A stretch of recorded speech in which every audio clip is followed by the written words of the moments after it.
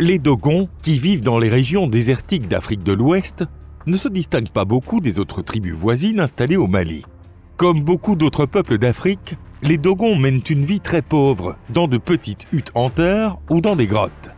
Ils aiment danser sur des échasses, ils sèment des graines de mil dans leurs champs et ne possèdent aucun système d'écriture.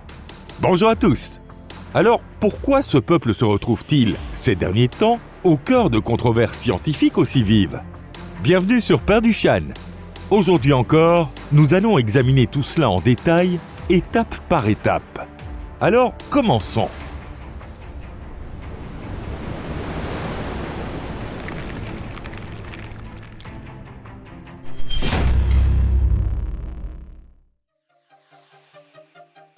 Une histoire stupéfiante. Dans les années 1930, l'ethnologue français Marcel Griaule étudiait le peuple dogon. Il rassemblait alors des informations inédites concernant cette ethnie. Grâce à leur longue période d'isolement, les Dogons avaient pu préserver leurs traditions culturelles et leurs légendes, à l'abri de l'influence exercée par les populations voisines plus nombreuses et plus civilisées. Griaule vécut si longtemps parmi eux qu'il devint, en quelque sorte, l'un des leurs. La confiance que les Dogons lui accordaient était immense, au point qu'il fut même désigné comme prêtre.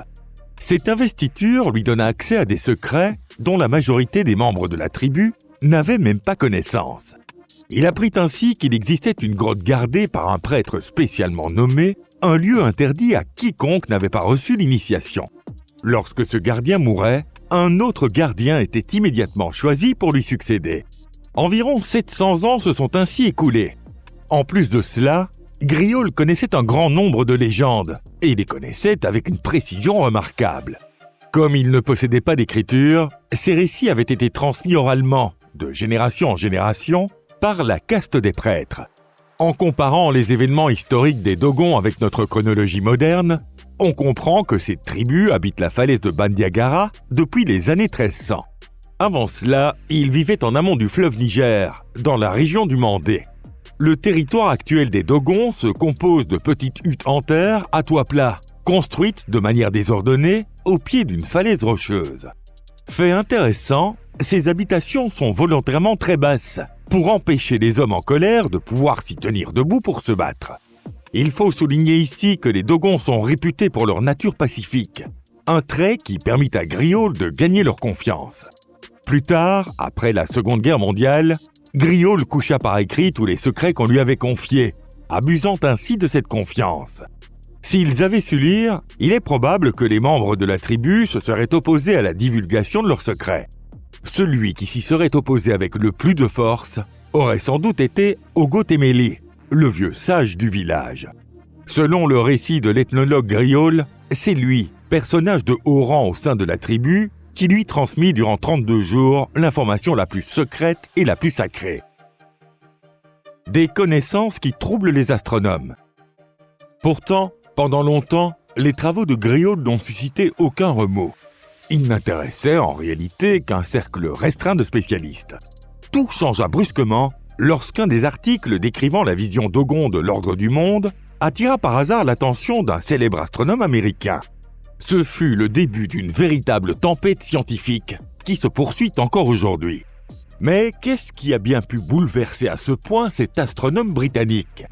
Incroyablement, ce peuple Dogon, supposé illettré et dénué de toute connaissance savante, possédait des notions astronomiques que la science moderne n'a acquises que très récemment. Toutefois, leurs connaissances étaient très fragmentaires et portaient principalement sur Sirius. Cette étoile, située dans la constellation du Grand Chien, se trouve à 8,6 années-lumière de la Terre. En raison de sa température et de sa proximité avec nous, Sirius est l'étoile la plus brillante du ciel. Celle que nous appelons Sirius est en réalité un système binaire constitué de 2 étoiles. La première est Sirius A, l'étoile brillante que l'on voit à l'œil nu. La seconde est Sirius B, une naine blanche invisible à l'œil nu et découverte en 1844. Toutes deux gravitent autour d'un centre de masse commun avec une période d'environ 50 ans. Sirius B est une naine blanche, une étoile dont la matière est condensée à un degré inimaginable. Fait intriguant, dans l'Antiquité, Sirius était décrite comme une étoile tirant sur le rouge. Les chercheurs estiment que Sirius B a perdu son voile rouge au cours du IIe siècle, ce qui correspond, à l'échelle astronomique, à une époque très récente. Selon la cosmologie Dogon, Sirius ne comporte pas 2 étoiles, mais 3. Les prêtres Dogon affirment qu'une de ces étoiles est une naine blanche d'une densité extrême. Plus étonnant encore, ils avaient calculé avec une précision parfaite que Sirius B met 50 ans à effectuer une révolution autour de Sirius A. Les Dogons disent également connaître l'explosion qui aurait arraché les couches externes de Sirius B.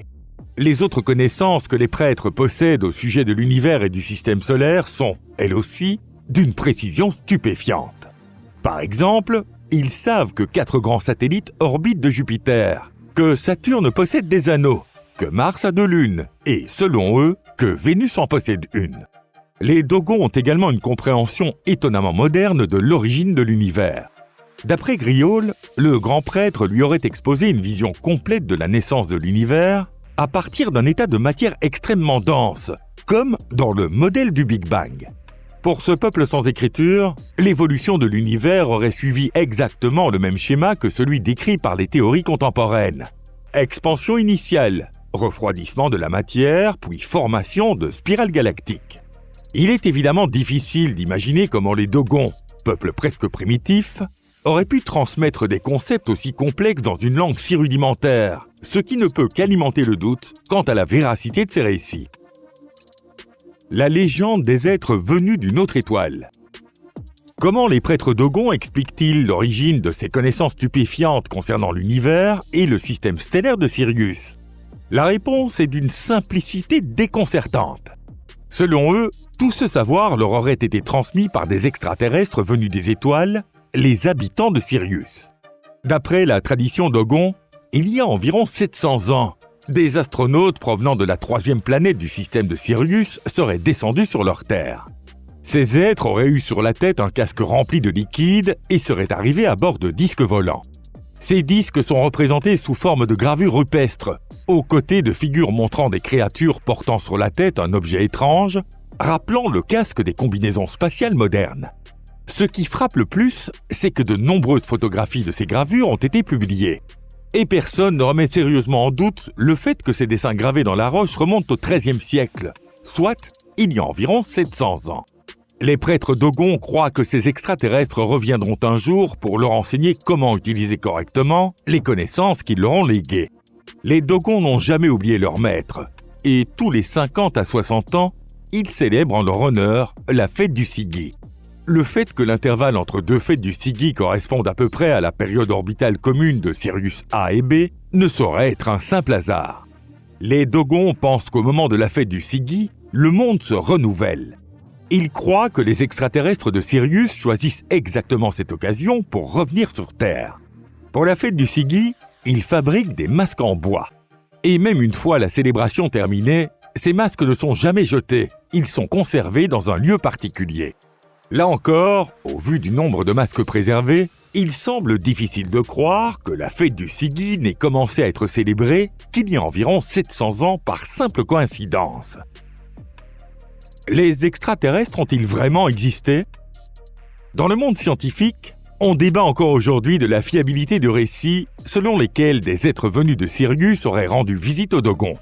Ainsi, en 1975, le chercheur américain Robert Temple présenta dans son ouvrage « Le mystère Sirius » des arguments qu'il considérait comme solides, apportant un appui scientifique à l'hypothèse de visiteurs extraterrestres. Cependant, la plupart des chercheurs ne cherchent pas à prouver la venue d'extraterrestres, mais à déceler les failles de cette théorie. L'un des arguments les plus souvent avancés contre cette idée est l'hypothèse missionnaire. Selon cette hypothèse, les Dogons auraient reçu leur connaissance sur l'univers et sur Sirius d'un missionnaire de l'ordre catholique des Pères Blancs, qui visita la région dans les années 1920. Toutefois, il n'existe aucune preuve directe que ces missionnaires aient réellement rencontré les Dogons. En réalité, même si l'on sait que l'ordre était actif au Mali à cette époque, rien n'indique qu'il ait pu atteindre le plateau escarpé de Bandiagara. D'après les opposants à la thèse d'une visite extraterrestre, le missionnaire qui se serait rendu auprès de la tribu aurait exploité leur vénération pour Sirius afin de servir ses propres desseins. Pour gagner la confiance de ce peuple simple et hospitalier, Les prêtres auraient adapté leur discours au mythe Dogon et leur auraient transmis des notions d'astronomie. Et ces informations astronomiques auraient été empruntées aux articles de presse très populaires de l'époque. En effet, en 1920, la découverte des premières naines blanches et les caractéristiques orbitales de Sirius B était largement relayée par les médias. Les chercheurs estiment donc tout à fait plausible que les Dogons aient intégré ces récits missionnaires à leur mythe avant de les transmettre à Griaule. Mais une question demeure. Pourquoi alors affirmait-il que Jupiter n'avait que 4 satellites, alors qu'on savait déjà qu'il en existait 8 ? Et pourquoi déclarait-il que Vénus possédait un satellite, alors qu'on savait déjà à l'époque, comme aujourd'hui, qu'elle n'en a aucun ? À ce jour, les spécialistes ne s'accordent toujours pas sur l'origine véritable des étonnantes connaissances astronomiques de ce peuple primitif. Dans ces conditions, peut-être devrions-nous nous ranger à l'avis prudent de l'astronome allemand Dieter Hermann. Selon lui, il est pour l'instant impossible soit de confirmer, soit d'exclure l'idée que des extraterrestres aient transmis leur savoir aux Dogons. Si cette vidéo vous a plu, n'hésitez pas à mettre un pouce bleu et à la partager. Merci beaucoup pour votre attention. À très bientôt. Au revoir.